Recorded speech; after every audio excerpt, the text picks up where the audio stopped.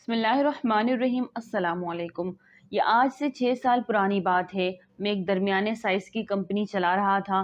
ہم لوگ امریکی کمپنیوں کو آئی ٹی سلوشن دیتے تھے۔ ہمارے سلوشن $10 یا $15 مالیت کے ہوتے تھے، لیکن ہمارے گاہکوں کی تعداد زیادہ تھی، چنانچہ $10-15 ایک دوسرے کے ساتھ ضرب کھا کر بڑی رقم بن جاتے تھے۔ ہمارے کام کے ساتھ 300-350 لوگ وابستہ تھے۔ یہ لوگ اپنے گھروں میں بیٹھ کر کام کرتے تھے۔ ہم ان کا کام پول کرتے تھے اور اس کی نوک پلگ سوار کر اسے انٹرنیشنل سٹینڈرڈ کے مطابق بنا کر کمپنیوں کو بھجوا دیتے تھے۔ ہماری زندگی ہموار اور رواں چل رہی تھی، مگر پھر اچانک صدر اوباما نے پالیسیاں تبدیل کرنا شروع کر دی۔ یورپ اور امریکہ میں پاکستان کا امیج بھی مزید خراب ہو گیا، لہٰذا کمپنیوں کو جو ہی پتہ چلتا ہم پاکستانی کمپنی ہیں، وہ ہم سے رابطہ منقطع کر دیتی تھی۔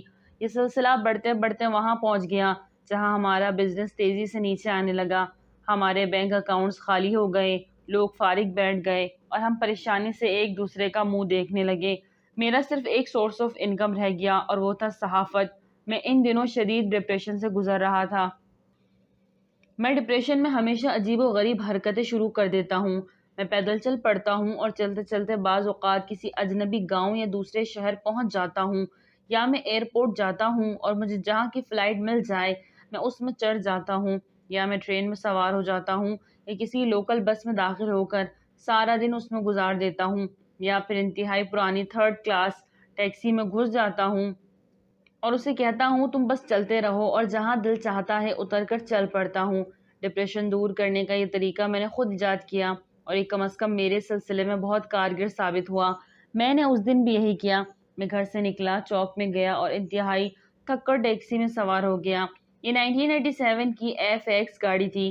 اس کا کوئی پرزہ ٹھیک کام نہیں کر رہا تھا۔ گاڑی آگے چلنے کے ساتھ ساتھ پھڑک کر دائیں بائیں چل پڑتی۔ ڈرائیور گاڑی سے بھی زیادہ بیمار اور بوڑھا تھا۔ میں نے اس ٹیکسی میں بامشکل 1000 میٹر سفر کیا اور میرا ڈپریشن خوف میں تبدیل ہو گیا۔ میں ڈر گیا اور میں ڈرائیور سے ٹیکسی روکنے کے لیے منتیں کرنے لگا۔ ڈرائیور نے بڑی مشکل سے بریک لگائی۔ میں نیچے اترا، جیب میں ہاتھ ڈالا، 500 روپے کا نوٹ نکال کر ڈرائیور کو دیا اور فٹ پاتھ پر پیدل چلنے لگا۔ میں نے تھوڑی دیر بعد محسوس کیا کہ کوئی میرے پیچھے دوڑ رہا ہے۔ میں نے خوف زدہ ہو کر مڑ کر دیکھا۔ ٹیکسی کا ڈرائیور میرے پیچھے سرپٹ بھاگ رہا تھا۔ میں رک گیا۔ وہ بیمار اور بوڑھا تھا۔ وہ بڑی مشکل سے میری قریب پہنچا، لمبے لمبے سانس لینے لگا، اور جب سانس بحال ہو گیا تو اس نے گلوگیر آواز میں کہا، سر میں آپ کے ہاتھ چومنا چاہتا ہوں۔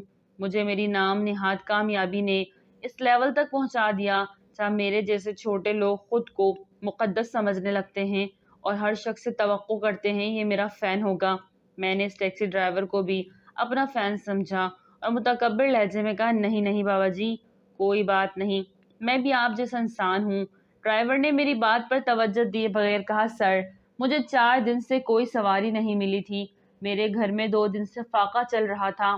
صاحب آپ فرشتہ بن کر آئے ہیں اور مجھے 500 روپے دے دیے، میں اب آٹا اور دال لے کر سیدھے گھر جاؤں گا اور اپنی بیوی بیٹی اور نواسے نواسیوں کو کھانا کھلاؤں گا، لیکن میں گھر جانے سے پہلے اپنے محسن کے ہاتھ ضرور چوموں گا۔ وہ یہ کہہ کر میرے ہاتھ کی طرف لپکا اور ہاتھ اپنے گندے اور کھردرے ہاتھوں میں لے لیے اور میں سکتے کے عالم میں اس کی طرف دیکھنے لگا۔ مجھے اس وقت محسوس ہوا میرا تازہ تازہ بزنس فلاپ ہوا ہے، میں کریش کر رہا ہوں، لیکن میں اس کے باوجود اس شخص کی نظروں میں دنیا کا امیر ترین شخص ہوں۔ میں اس شخص کی نظروں میں صرف 500 روپے کی وجہ سے اندھ آتا ہوں۔ فٹ پاتھ پر اس وقت 2 لوگ کھڑے تھے، میں اور وہ ڈرائیور۔ میں خود کو ناکام، ڈاؤن اور لوور سمجھ رہا تھا، جبکہ میں ڈرائیور کی نظروں میں دنیا کا امیر اور سخی ترین شخص تھا۔ میں نے فوراً ڈرائیور کا ہاتھ پکڑا اور اس کا رخ موڑا، اسے اپنی جگہ کھڑا کیا اور خود اس کی جگہ کھڑا ہو گیا، اور پھر وہ لمحہ آ گیا جس نے مجھے دنیا کی چوتھی سچائی سمجھا دی، اور وہ چوتھی سچائی تھی، ہم ناکام ہونے، بدحال ہونے اور کریش ہونے کے بعد بھی جہاں پہنچ جاتے ہیں وہ جگہ لاکھوں کروڑوں بلکہ اربوں لوگوں کی زندگی کا سب سے بڑا خواب ہوتی ہے۔ لوگ نسلوں کی محنت کے بعد بھی اس جگہ تک نہیں پہنچ پاتے جہاں ہم اونچائی سے گرنے کے بعد، ناکام ہونے کے بعد ٹک جاتے ہیں۔ ہمارے ملک میں اس وقت بھی کروڑوں لوگ صرف 500 روپے کے لیے سارا دن فٹ پاتھ پر گزار دیتے ہیں۔ ہمیں جس دن پانی کی بوتل نہیں ملتی اور ہم نلکے کا پانی پینے پر مجبور ہو جاتے ہیں، نلکے کا وہ پانی کروڑوں لوگوں کی زندگی کا سب سے بڑا خواب ہوتا ہے۔ ہم آدھا برگر اپنی پلیٹ میں چھوڑ کر گھر آ جاتے ہیں۔ لاکھوں لوگ برگر کے اس ٹکڑے کے لیے پوری زندگی آسمان کی طرف دیکھتے رہتے ہیں۔ ہم ریسٹورنٹ میں ٹرائی کرنے کے لیے 4 ڈشیں منگوا لیتے ہیں، پسند نہیں آئے تو چھوڑ بھی دیتے ہیں۔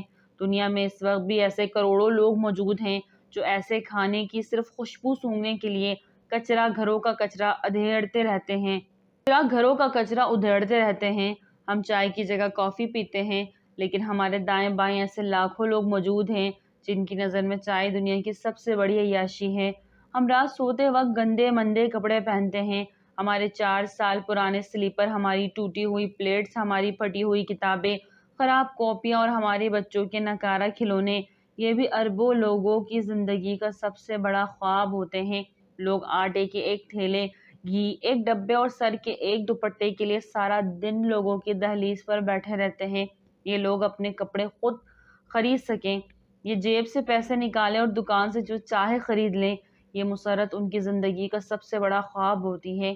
یہ اس سطح تک پہنچنے کے لیے گڑ گڑا کر دعائیں کرتے رہتے ہیں۔ ہم میٹرک پاس ہیں، ہم بی اے ہیں، تیسرے درجے میں پاس ہوئے اور ہم نے 4 سال گھسٹ گھسٹ کر ایم اے کر لیا۔ ہمیں منتوں اور دعاؤں کے بعد کلرک کی نوکری ملی۔ ہمارے پاس صرف اسکوٹر یا صرف ٹوٹا ہوا سائیکل ہے، ہم ایف ایکس گاڑی چلا رہے ہیں اور ہم 2 مرلے کے گھر میں رہتے ہیں، لیکن ہم نے کبھی سوچا نہیں دنیا میں کتنے لوگ ہیں جو 3 نسلوں سے 2 مرلے کے اس گھر کو ترس رہے ہیں۔ ممبئی اور کولکتہ میں آج بھی لاکھوں لوگ فٹ پاتھ سڑکوں پر پیدا ہوتے ہیں اور پوری زندگی ان فٹ پاتھوں پر گزار کر انہی فٹ پاتھوں پر مر جاتے ہیں، اور میونسپلٹی کے سویپر ان کی لاشیں کچرا گاڑیوں میں لاد کر لے جاتے ہیں۔ آپ اپنی ٹوٹی ہوئی سائیکل خیرات کرنے کا اعلان کر دیں، آپ کے گھر کے سامنے دنگا ہو جائے گا، لوگ ٹوٹی سائیکل کے لیے ایک دوسرے کا سر کھول دیں گے۔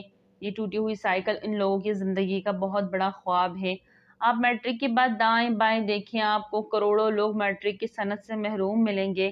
یہ لوگ نسلوں سے ہائی اسکولوں کو حسرت سے دیکھ رہے ہیں، لیکن یہ اسکول کی دہلیز کے اندر داخل نہیں ہو پا رہے ہیں۔ ہمارے ملک میں کروڑوں لوگ کلرک کی نوکری کے لیے اپنے جیسے لوگوں کے تلوے تک چاٹنے کے لیے تیار ہو جاتے ہیں، اور آپ کو کروڑوں ایسے لوگ بھی مل جائیں گے جو آپ کی پالتو بلی اور جرمن کتے کی خوراک کو حسرت سے دیکھیں گے۔ یہ نسلوں کے سفر کے باوجود اس خوراک تک بھی نہیں پہنچ سکے۔ ہمارے ملک میں آج بھی 99% لوگ ہوائی سفر نہیں کر سکے، یہ ایئرپورٹ کے لاؤنج میں داخل نہیں ہوئے، 60% لوگ پوری زندگی کموڈ پر نہیں بیٹھے، اور کافی کا ذائقہ کیسا ہوتا ہے ملک کے 80% لوگ یہ بھی نہیں جانتے۔ لاکھوں لوگ پیناڈول کی گولی، شوگر کی ٹیبلٹ اور بلڈ پریشر کی دوا کو ترستے ترستے مر جاتے ہیں۔ لوگ قصابوں کی دکان سے چھیچڑے کھٹے کر کے پکاتے ہیں اور اوجھڑیاں ابال کر کھاتے ہیں، لوگوں کے اترے کپڑے پہنتے ہیں، 5 سال لوگوں کے پرانے سلیپر گھسیٹتے ہیں اور حلوے، کیک اور رس ملائی کے ذائقے کو ترستے ترستے دنیا سے رخصت ہو جاتے ہیں۔ میں 5 سال پہلے کاغذ کی ایک سائٹ پر لکھا کرتا تھا۔ مجھ سے ایک دن میرے ایک ملازم نے کہا، آپ مجھے یہ کاغذ دے دیا کریں۔ میں نے پوچھا کیوں؟ وہ بولا، سر میں اپنی بیٹی کو دے دیا کروں گا، وہ کاغذ کی صاف سائٹ پر ہوم ورک کر لیا کرے گی۔ میں نے اس کی بیٹی کی کاپیوں اور کتابوں کا خرچ اٹھا لیا اور کاغذ کی 2 سائڈوں پر لکھنا شروع کر دیا، اور میں ریسٹورنٹ میں پلیٹ میں کھانا نہیں چھوڑتا، پیک کرواتا ہوں، چوکوں میں کھڑے بچوں کو دے دیتا ہوں۔ ہم نے کبھی سوچا ہے ہم زندگی میں جس ناکامی، جس محرومی اور جس زوال کو زوال سمجھتے ہیں، وہ زوال، وہ محرومی اور وہ ناکامی کتنے لوگوں کی زندگی کا سب سے بڑا خواب ہوتی ہے؟ لوگ نسلیں خرچ کر کے بھی اس قجور تک نہیں پہنچ پاتے جس میں ہم آسمان سے گر گر کر اٹک جاتے ہیں۔ وہ باقی زندگی شکووں میں گزار دیتے ہیں۔ وہ بوڑھا ڈرائیور میرے سامنے کھڑا تھا، میں نے اپنے دونوں ہاتھوں میں اس کے کھردرے ہاتھ پکڑ رکھے تھے اور زاروں قطار رو رہا تھا، اور وہ حیرت سے میری طرف دیکھ رہا تھا۔ وہ حیران تھا، میری جیب میں جب 500 روپے کے نوٹ ہیں تو پھر میں کیوں رو رہا ہوں؟ میں کیسے دکھی ہو سکتا ہوں؟ میں اسے کیسے بتاتا میں ناشکری کے مرض میں مبتلا ہوں، اور ناشکری ایک ایسا کینسر ہے جس کا علاج بڑے سے بڑے ڈاکٹر کے پاس بھی موجود نہیں۔ ناظرین، ویڈیو اچھی لگے تو لائک کریں، چینل کو سبسکرائب کریں اور دعا میں یاد رکھیں۔ السلام علیکم۔